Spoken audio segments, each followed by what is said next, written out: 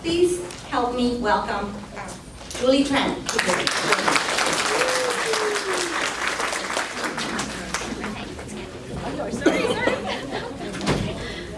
Hi everybody, good morning. Good morning. How's everyone doing? Great. Awesome. So I come to you at a very good time, actually, very optimal time, because not only has the governor just finished signing the bills he's going to sign for next year, we also had our fall business meetings at C.A.R. where our board of directors made some very important decisions on what we're going to do next year in regards to Prop 13.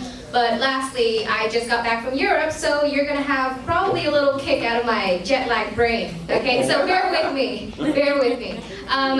Let's see what the interest is here. Do you guys want me to start on property taxes, rent control, or ADUs? We can have a little. Rent control.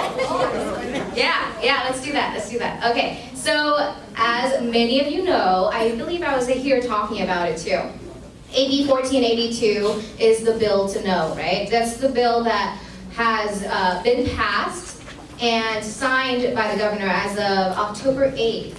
Okay, now this bill applies to all cities and counties in California that do not currently have a rent control ordinance. Okay?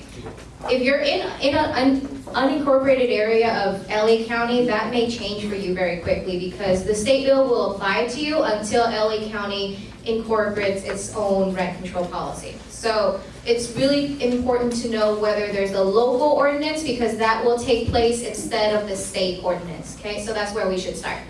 Now, if you are in a city that currently does not have rent control, the state will then impose a 5% plus CPI, which is rate of inflation, rent cap. So every year, starting on January 2020, okay, if you want to raise the rents, if your property is actually affected, you will be capped at 5% plus CPI, which in LA County is about 3.3%. So in this area, you'll have 8.3% cap every year. Does that make sense? Okay, now let's talk about the properties that are actually affected. Okay. This could have happened, everybody. This was the original bill. It would have exempted no single family, right? It would have not had any vacancy decontrol.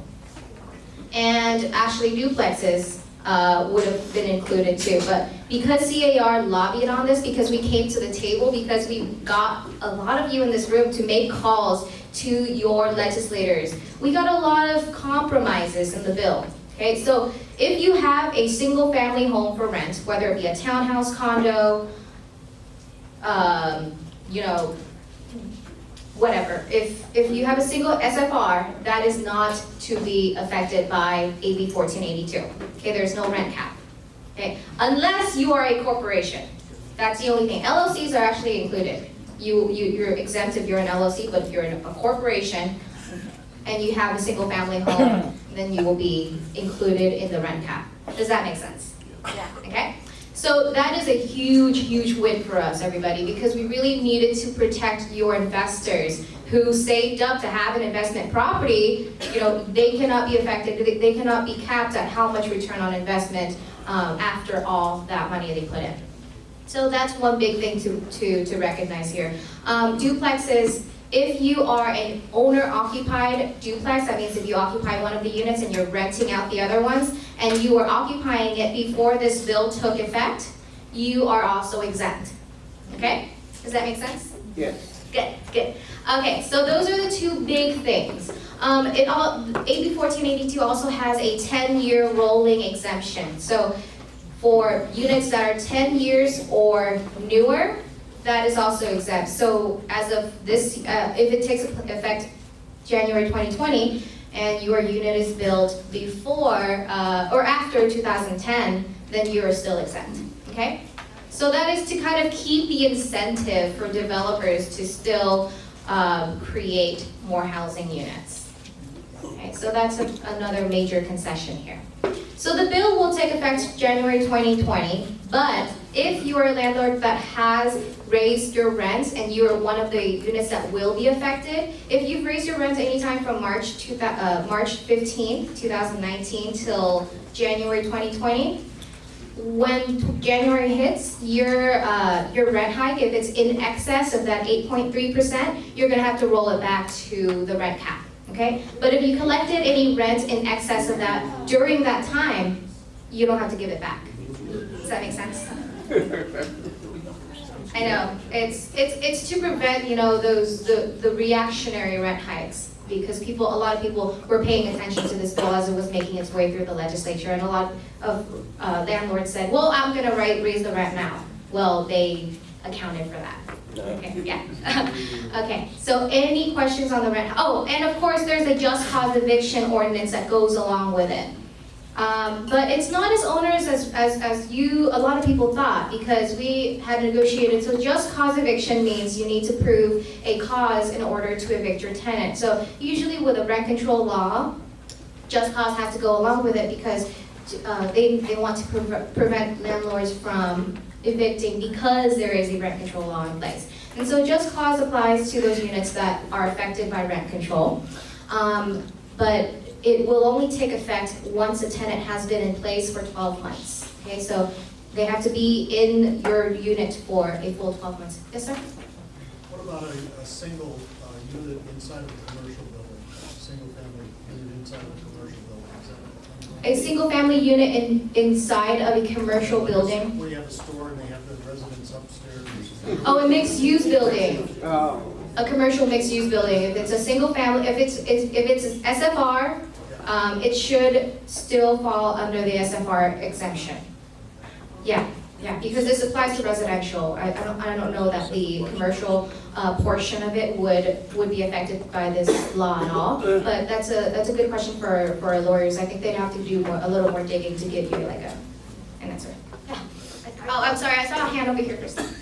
If a city like Alhambra passed a new rent control, would that exclude that whole city from this bill? Yes, so his question was if a city like Alhambra passed a new rent control law, then their rent control law would take effect. But we have to remember that Costa-Hawkins is still in place. So a city does have to weigh, because under Costa-Hawkins, it exempts the city from passing any rent control on buildings built after 1995. Okay, so it would exempt a whole lot of buildings that would have otherwise been affected by AB 1482, which is only a 10-year exemption. Is that, yeah. So cities do have to weigh it, and a lot of the proponents of 1482 has said that it does take away some of the incentive for cities to pass their own rent control law. But of course, that doesn't stop LA County. Does that answer your question? Sort of. The city law would, so the city law would supersede it. The bottom line is rent control blights our society. Okay. And you can go to Chicago, you can go all over this country, and you can see what it's done.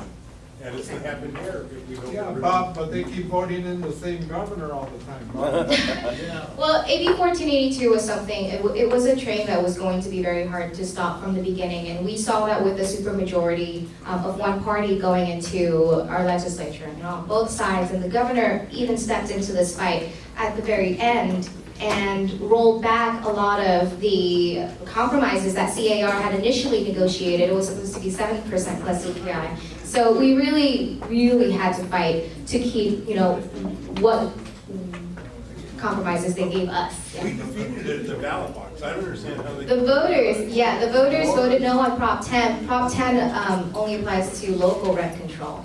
The state said, well, this isn't local rent control. Yeah, it's. The union. That was one of our arguments, I mean, definitely. The problem is that all the conservative people in this state are leaving. Every one of these people that you have sellers, they're all leaving the state, right? Anybody have anybody that's moving up?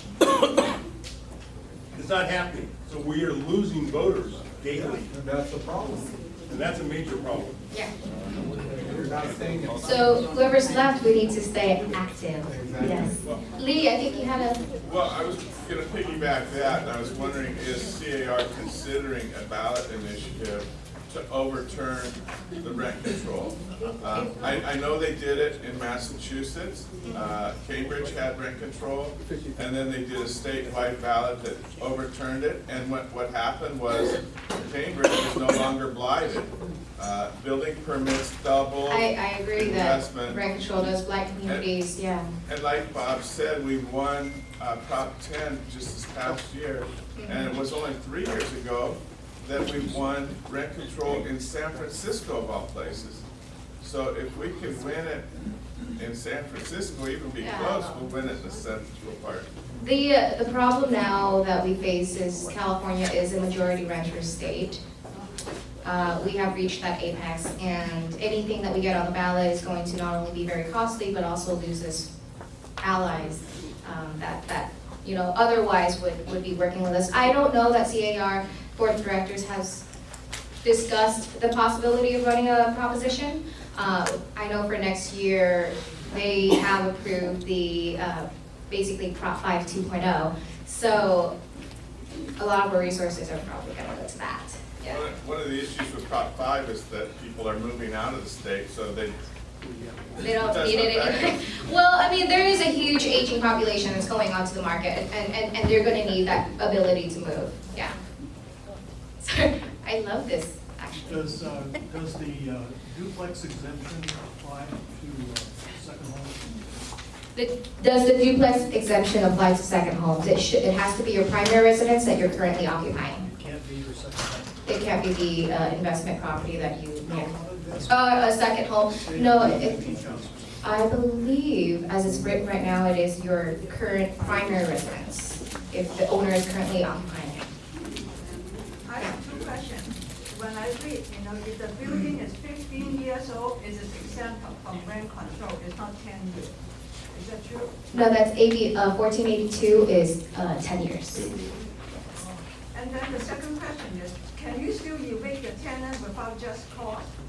So just cause eviction in this bill, you can still evict for no fault for very specific reasons like owner occupancy, withdrawal from the market, major renovations, and then you'd have to pay a 1-month relocation.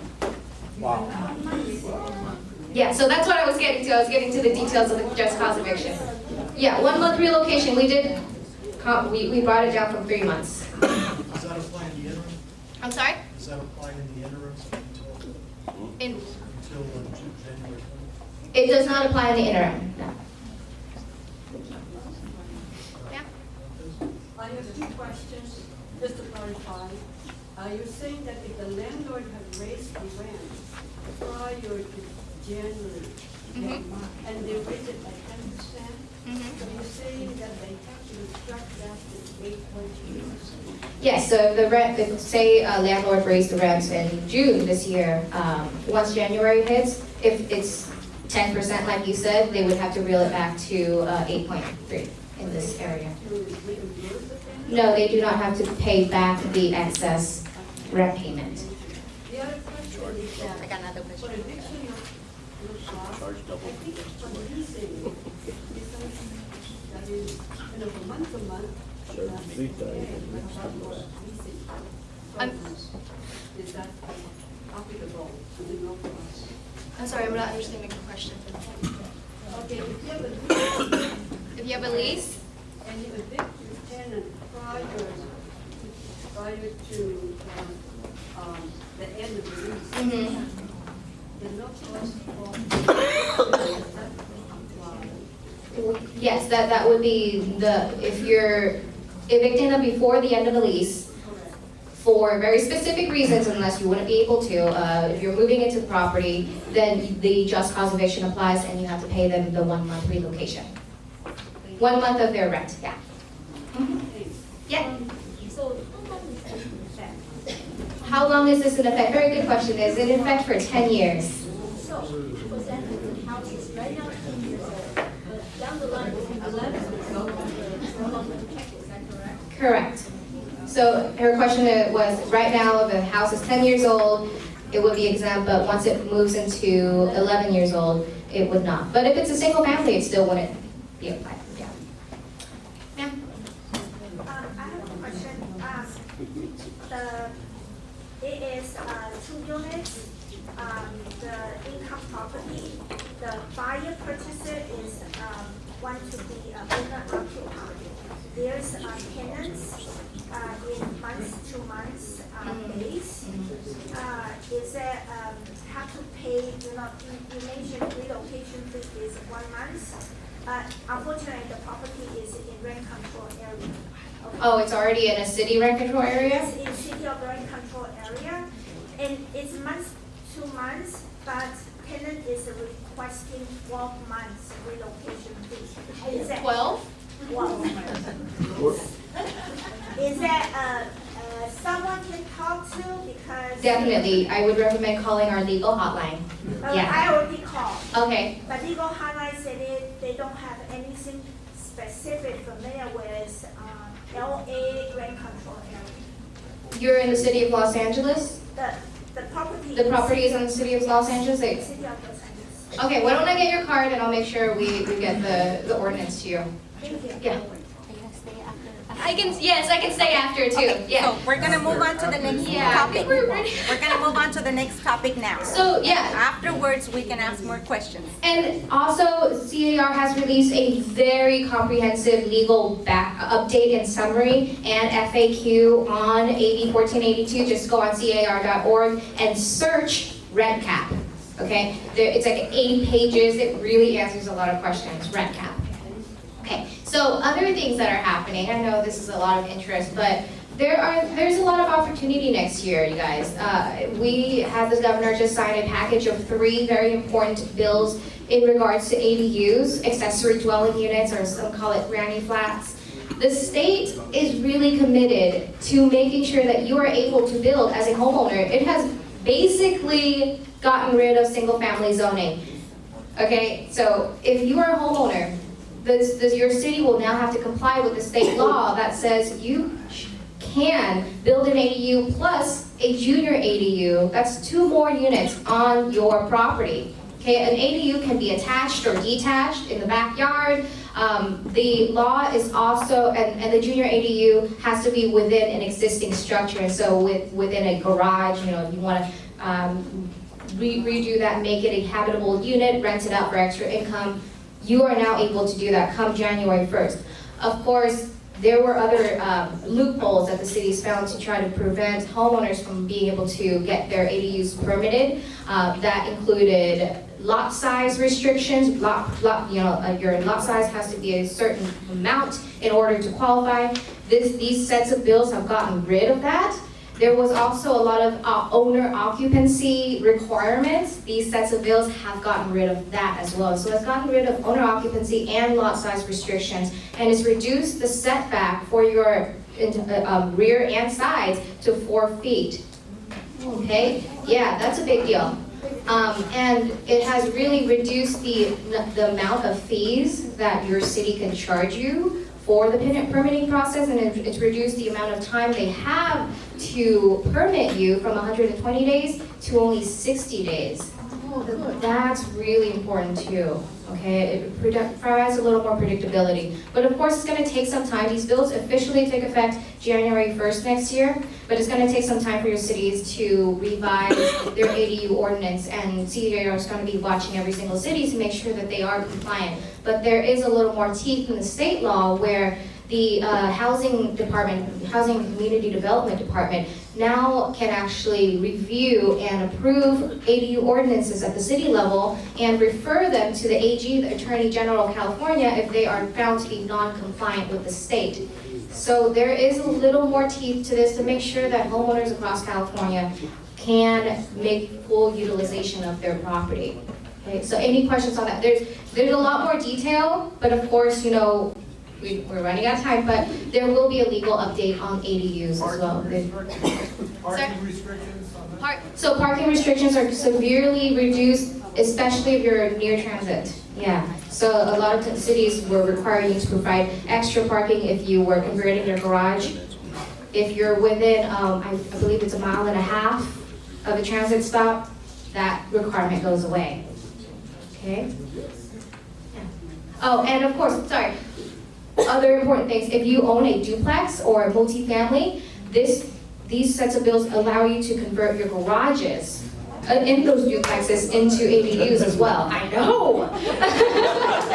Yeah. If you own a multifamily that's 4 units or above, you can add 1 ADU, and then after that, you can add 25% of the total units in additional ADUs on that property. Okay? Question? You're talking about 4 units. Sorry. About fees. Sorry. My issue, I have called you on it, in Pasadena.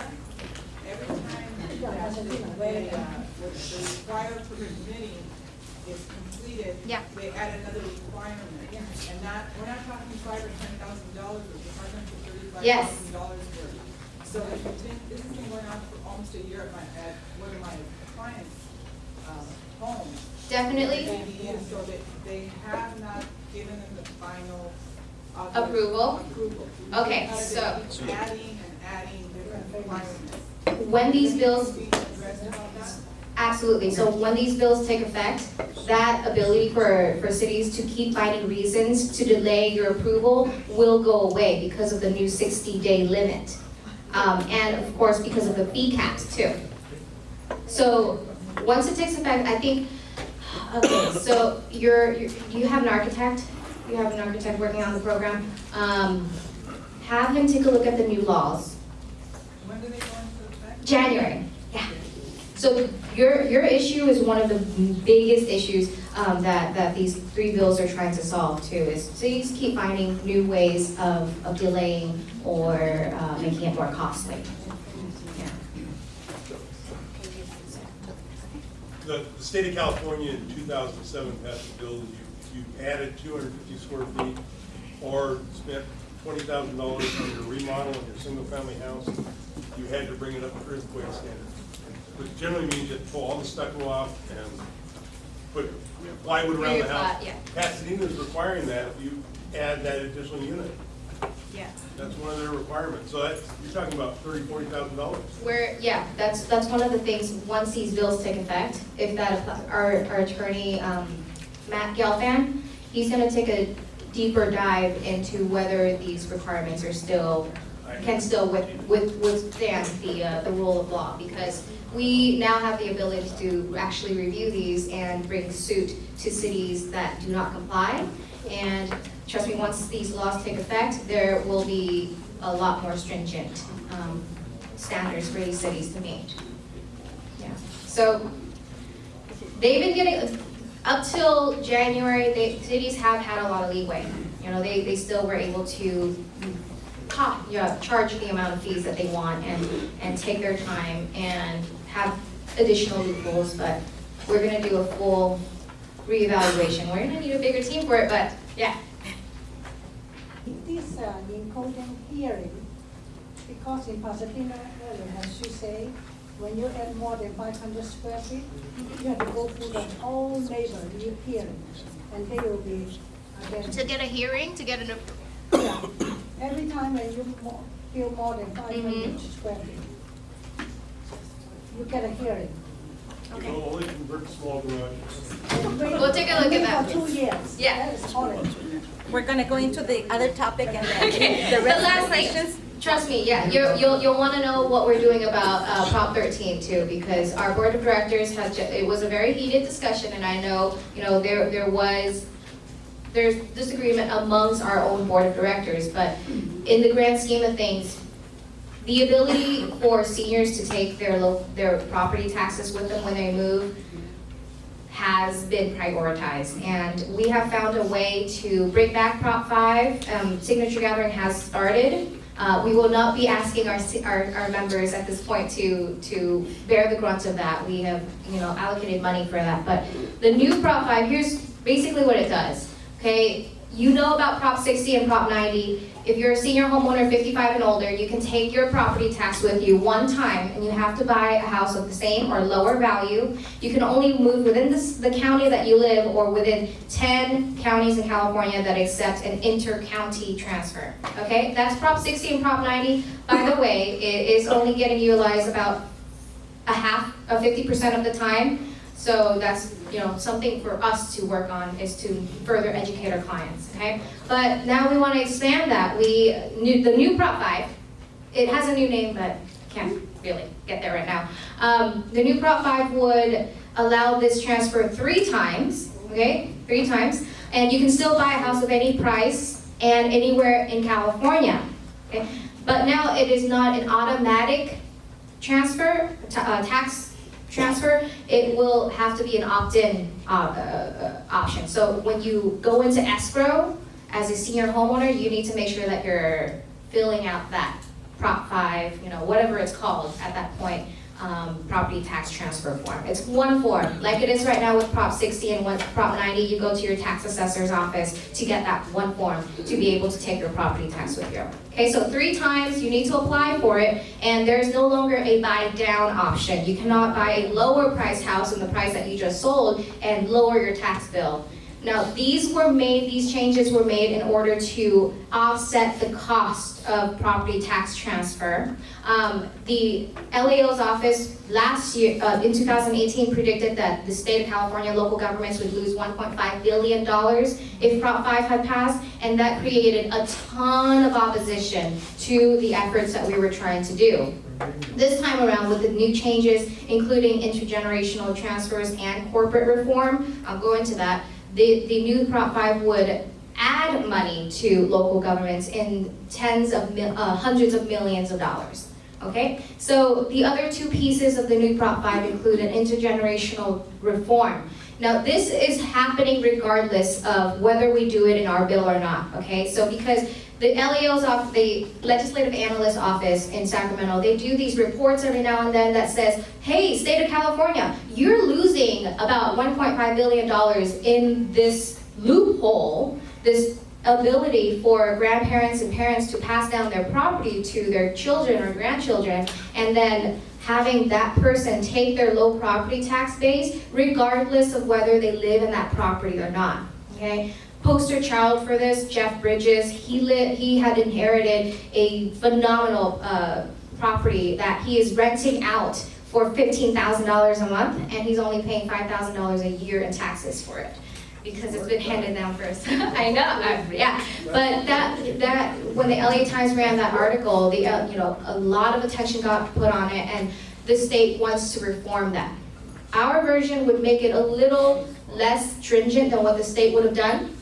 It would cap, first of all, if the child or grandchild moves into the property, uses it as their primary residence, they still inherit the tax base regardless, okay? But if they use it as an investment property, it is capped at $1 million. The transferable tax base is capped at $1 million and adjusted for inflation. Anything above that, they'll pay market rate taxes on.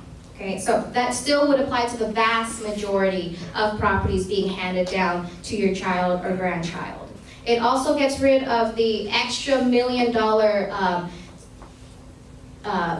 real estate transfer. If you're a parent, you can right now transfer another $1 million in investment property to your child or grandchild and not have it be reassessed.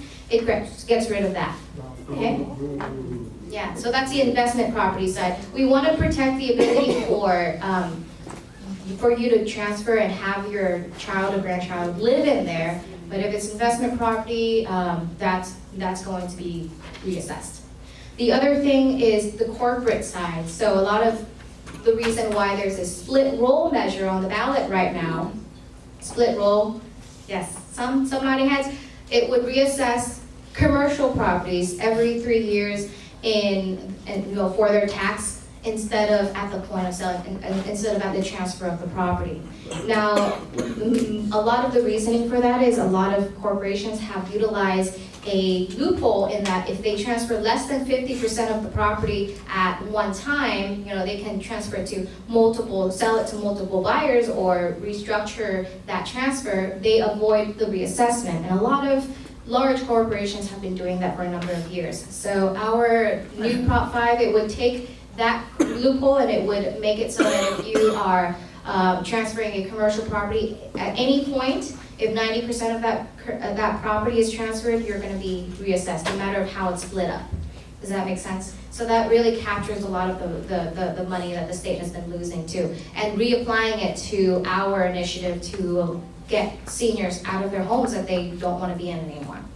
Okay, does that kind of cover it for everyone? We have allocated, I believe, 10 million to the signature gathering efforts, and this is money from the assessment back in 2018 for Prop 5, so it's not costing you anything extra.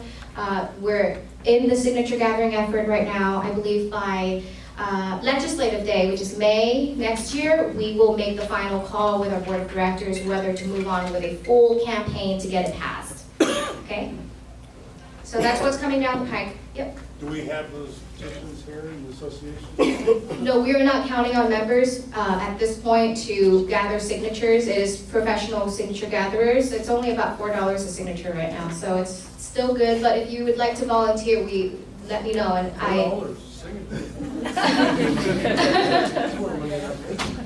Okay, yeah, but for members who want to volunteer and help with the effort, we'll definitely provide petitions and materials too. Yes, Nick, I see you.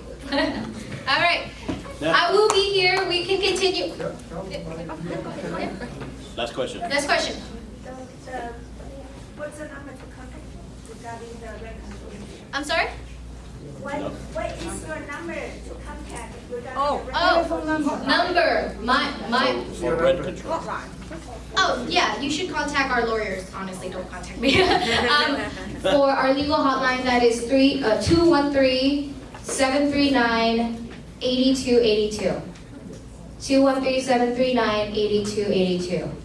Okay, and that's the #1 call they've been getting. So definitely get your question in, and then when they have even more questions from our members, they'll do another FAQ, another frequently asked question to get it out there. So your calls help, definitely. Okay, thank you so much for having me.